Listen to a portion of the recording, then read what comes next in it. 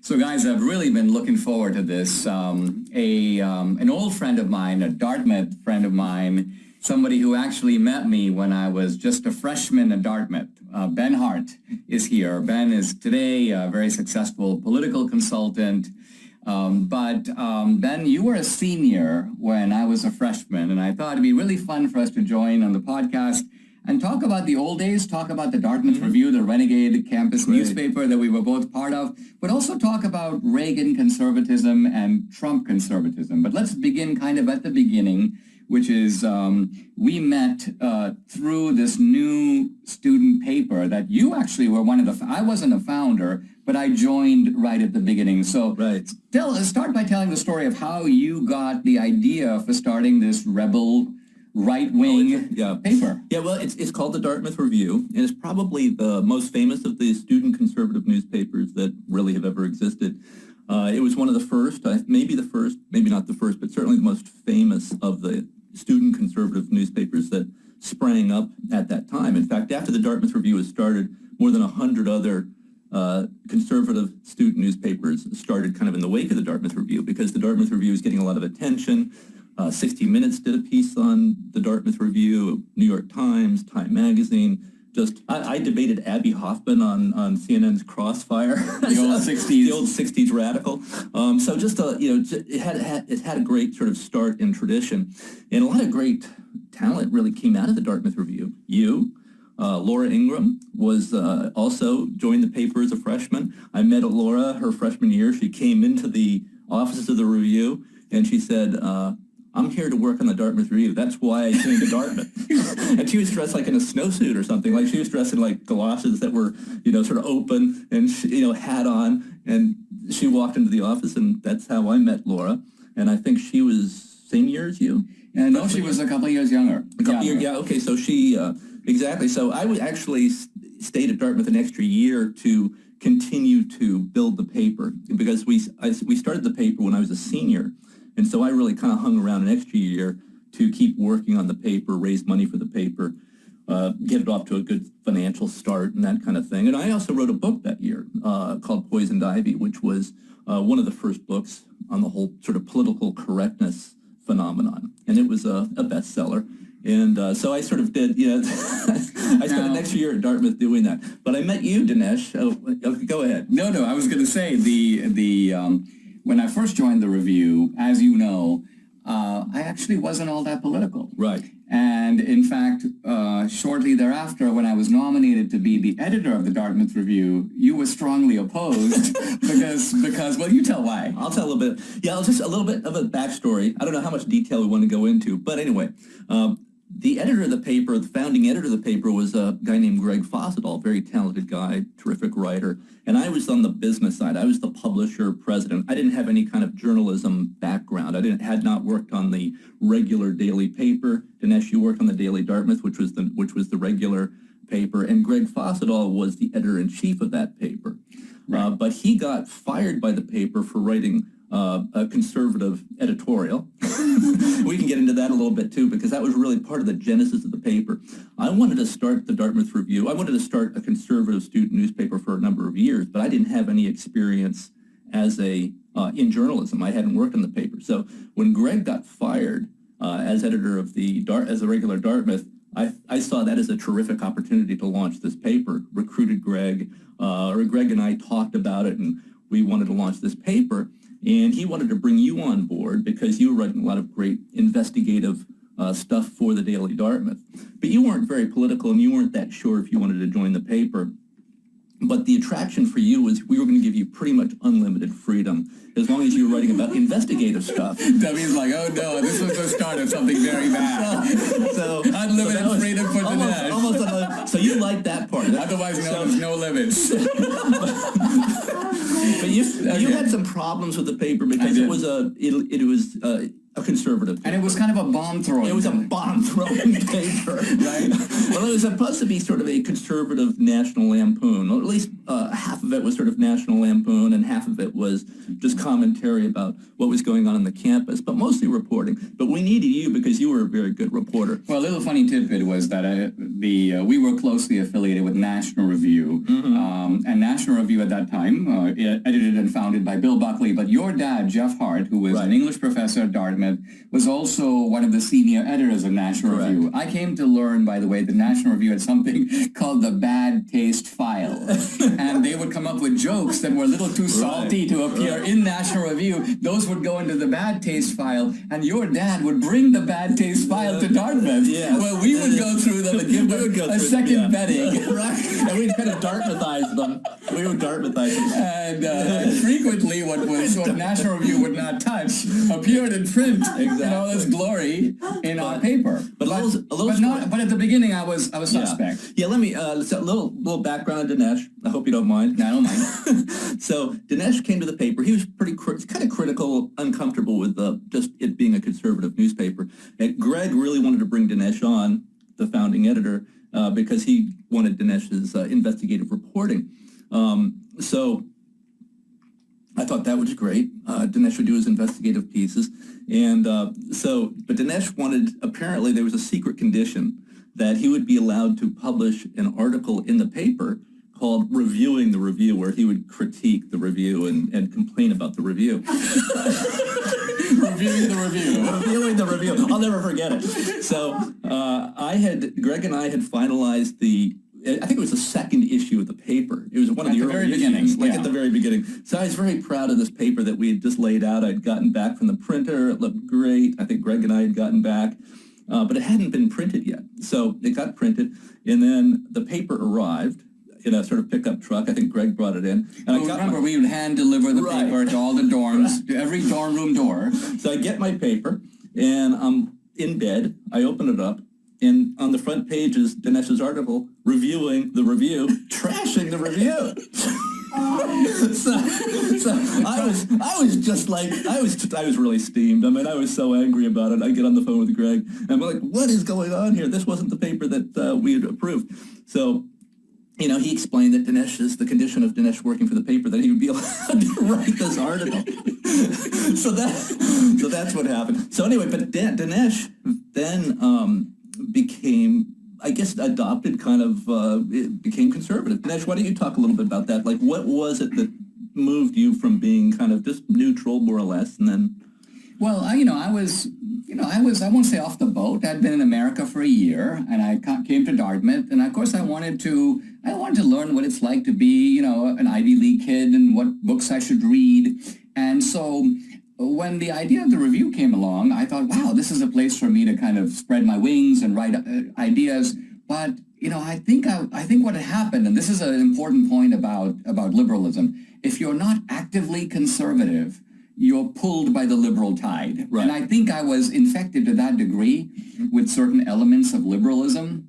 And so I found the review initially too conservative, too right-wing, too extreme. Right. And that was the nature of my critique. So we're going to come back and dive into this a little bit more with my buddy, my longtime Dartmouth buddy, who's making revelations about me along the way. We'll be right back. We're talking about our days at Dartmouth. I think for me, Ben, there was two things. One is I was drawn into the intellectual world of the review, which was, of course, our leader was your dad, who would introduce us to ideas. And I think I was also, initially I thought your dad was a little too outrageous. I mean, he would wear buttons like soap the poor, he had all kinds of funny devices. Vote no on women's suffrage. Well, yes, exactly. That was sort of the joke, yeah. Yeah, but I realized that he drew me into a world of ideas. And I realized that conservatism is not just a political program, but it's a cultural and intellectual program, which will broaden your mind. And you guys would talk, you, Greg, and Wendy Stone, later Wendy Long. This was the root of my campaign finance problems. Right. But I mean, you guys were talking about books and ideas I'd never heard of, and I was like, wow, how do they have answers when I don't even know that these were questions? George Orwell's 1984 and stuff. Solzhenitsyn, Hayek, Solzhenitsyn, yep. And but the second thing was the extreme reaction of the college. As soon as the paper came out, as you know, we got a letter from the college basically saying, cease and desist from using the name Dartmouth. Remember this? Right. Oh, yeah. And if you walk down Main Street in Hanover, There's Dartmouth Bookstore, Dartmouth Cleaners, Dartmouth this. Every institution at Dartmouth is named Dartmouth. And these are independent institutions, and yet here was the college exercising this authority over its own students who are writing about the campus for the alumni. I mean, I just found that so outrageous that we saw even then the intolerance of the left, the fact that they didn't want this kind of dissent. And I think what made them particularly dangerous was that this newspaper was independent. Talk a little bit about why you decided early on that the paper should have no affiliation with the college, but should raise its own money and function independently. Well, I mean, it could not be affiliated with the college because the college was pretty much defunding, not funding at all, conservative groups. So if you were a conservative group and applied for student funding, you would not get funding. You couldn't. If you were the Gay Students Association funding, if you were, any kind of liberal organization, you'd get funding, but there's no chance that the Dartmouth Review is going to get funding. So the other issue was that we wanted to go out to the alumni and be an alternative to the alumni magazine, because the alumni magazine is basically a fundraising piece.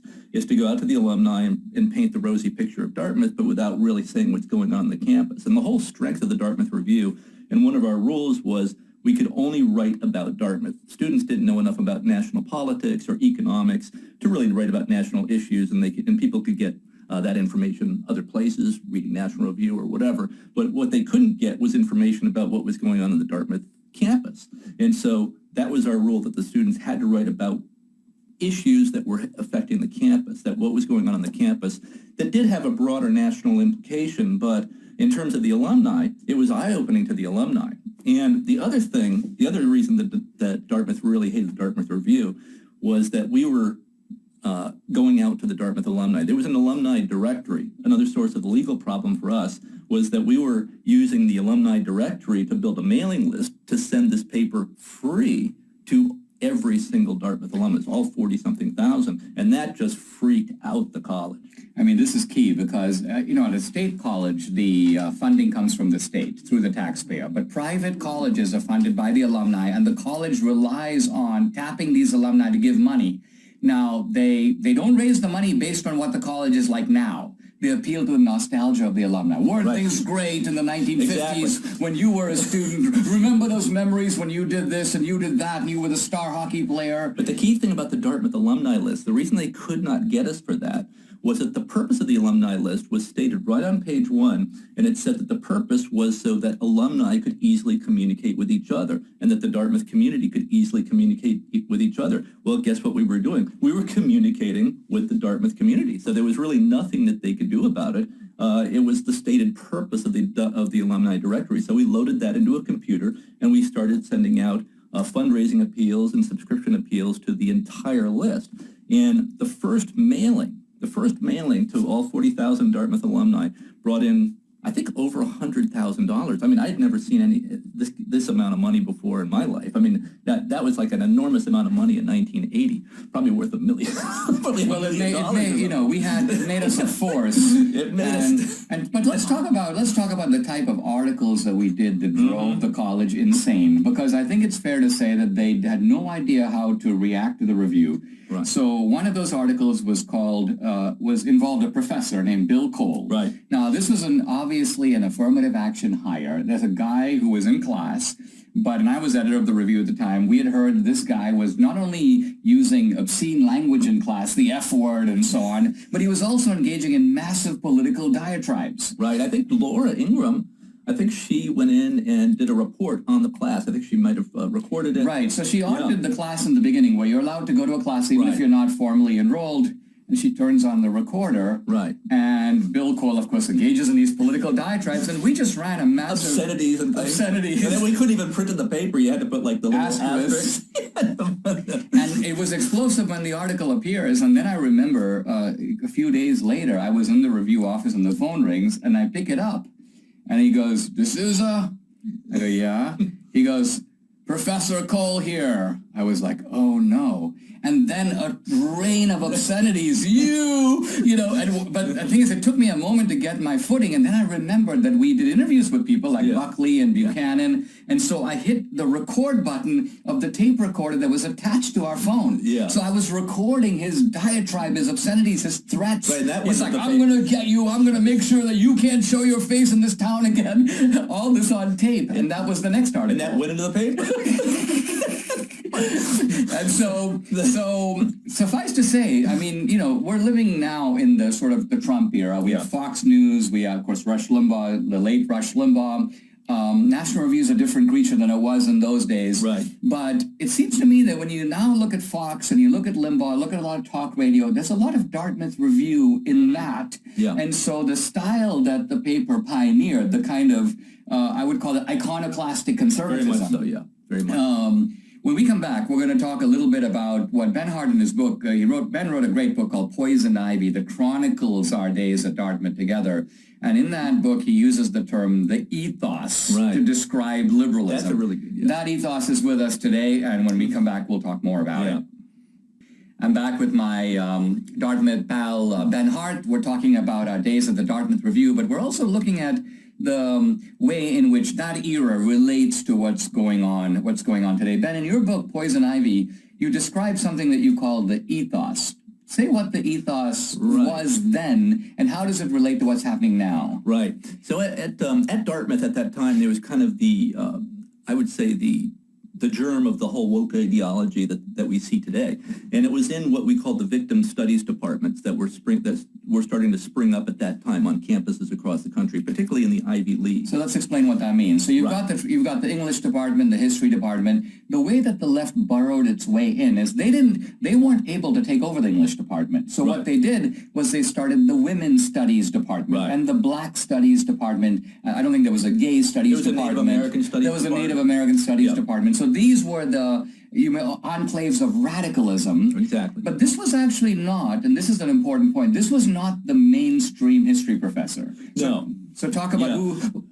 Well, let me just talk a little bit about this whole ethos thing. The whole thing about ethos, what I call the ethos, which now would be like maybe critical race theory or woke ideology, is it's not just about political positions. It's about, you have to have an attitude about everything, all aspects of life. It's about what clothing you wear. It's about what food you eat. It's virtue signaling everywhere. And so that really started in these what I call victim studies departments. That whole critical race theory was present back then. Nobody took it seriously on the campus. The students didn't take it seriously, but these ideas were germinating in these radical departments, these specialized departments, which were very different from like the English literature department or the history department, where you had liberal professors, but they were more sort of, I would call, John F. Kennedy type liberals or New Deal style, old style liberals. They weren't radicals. And I'll give you one example. We had a great professor, very much a Democrat, very much opposed to the Dartmouth Review, named Jim Cox, and I took his courses. He was one of the nation's experts on Mark Twain. I took his course on Twain. Of course, Mark Twain is basically banned from the library today. Banned the N-word appears in Huckleberry Finn. Even though the whole point of Twain is anti-racism, but because it's not using the proper language, it's banned. So someone like Jim Cox, who did not like the newspaper, didn't agree with us at all, he would be canceled today just for being a Mark Twain scholar. And he loved Mark Twain, and he would never have been on board with the idea that you shouldn't read Moby Dick, or you shouldn't read The Scarlet Letter. And he was a great professor. I got good grades with him. I never got, even though we disagreed politically, he was a Democrat, I was a Republican, but I never had any problems with grades from a lot of these professors that were in these traditional departments. They were Democrats, didn't agree with the paper, but they stuck to the material. They didn't bring politics into their classes. Here's another example, Ben. You know him well, Professor Charles Stinson in the religion department. Example. He was on the left. Now, interestingly, he had a fascination with the Review, and when he would spot you or me or Keeney Jones or one of us, he would essentially kind of say, come over here, and he would take us into an alley where we could converse with him unseen by the community. Right, because right. it's a small community. He knew that if he was seen talking to us, this might be lethal for his career. Absolutely. And in fact, he even said once to me, he goes, listen, he goes, Jeff Hart, your dad, goes to New York, and he's in part of the cosmopolitan world. He eats at Peoni's, and he goes, but I live here. He goes, you know, this is my social life. These are all the people I know, so I can't afford to be ostracized here because this is my whole life. Exactly. Well, he was probably in disagreement with the paper, too, probably a Democrat. But, yeah, he could not really be seen, even though he liked us, and we took all of his courses, and he gave us good grades and treated us very fairly and so forth.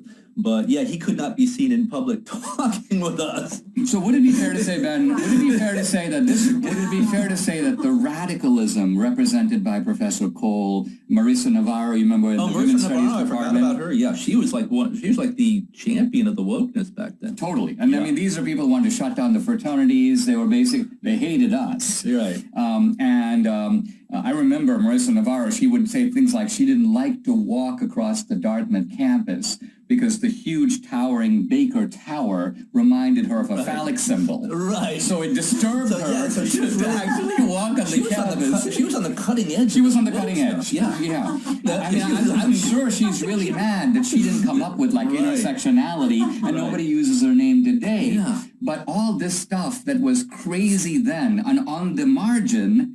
Now, how did it become mainstream? Did it become mainstream because the liberals, people like Professor Cox, even though they knew it was nonsense, they were too invertebrate to stand up against it? What happened? He was a Democrat, but I would apply that more to the administration, which did have Republicans running the administration. Remember, the president of Dartmouth was a Republican, David McLaughlin, a business guy, successful in business.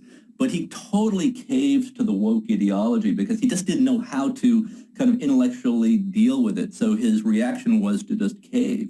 And so in a way, he was worse than the previous president, who was also very liberal, but at least he was serious. John Kemeny was a very serious mathematician. He was actually Einstein's math guy, because Einstein made math mistakes, and John Kemeny was a mathematician, and he corrected Einstein's math. And so that's how smart. So, but Kemeny was not really suited also to be a president because he was a mathematician, an intellectual, and so he was also getting kind of steamrolled by this woke stuff. Well, he was steamrolled because he was, in a sense, in the sciences, and so he didn't even know what these people were talking about. He had no idea. No. And I'm sure if you went to him and said things like math is racist, and 2 plus 2 equals 4, or you want ethnomathematics to replace. I think he invented or wrote basic computer language. So he built the Kiewit Computer Center, which is one of the really pioneering. So we had a lot of serious intellectual firepower at Dartmouth. But it did get infected with this woke stuff coming out of the victim studies academic departments, which were small, but they were influential. Let's talk about how small camps can produce lasting influence. I mean, if we think about our Dartmouth days and we trace people, so let's look at Peter Robinson. So Peter Robinson, neither of us, I mean, I didn't know Peter well because when I was at Dartmouth, when I was running the paper, Peter was at Oxford, and he was writing, very pompous, by the way, letter from Oxford, which he would talk about, Well, I have to make just one comment about that. That was one of the very big differences between conservatism then and now. Back then, Buckley was very erudite, very intellectual, right? So he started National Review. His purpose in starting National Review was to bring conservatism into more the ivory tower, into the elite, because conservatives were considered kind of, fever swamp and just kind of, not intellectual and so forth. And so Buckley was trying to change that with National Review. And so some of the people who were affiliated with the Dartmouth Review were a little bit like that, excessively sort of pompous and erudite. And, and they were Anglophiles, and they would, kind of eccentric characters. And a couple of them, you remember how when Buckley would do firing line, he would sit at a 45-degree angle, The opposite of Trump. So Trump is totally different, it's a totally different kind of thing. And we can get into that maybe a little later about the difference, the direction that the movement has taken. It's been a long road from National Review and the Dartmouth Review, and from the Reagan era that we were a part of, to the Trump era. So we're going to actually, we're going to close the interview for now, but I'm going to do a couple more segments with Ben Hart that will be aired on Monday's podcast. So we're going to keep it going. Make sure you tune in on Monday to get more of the Dartmouth Review and National Review, all the way to the MAGA movement.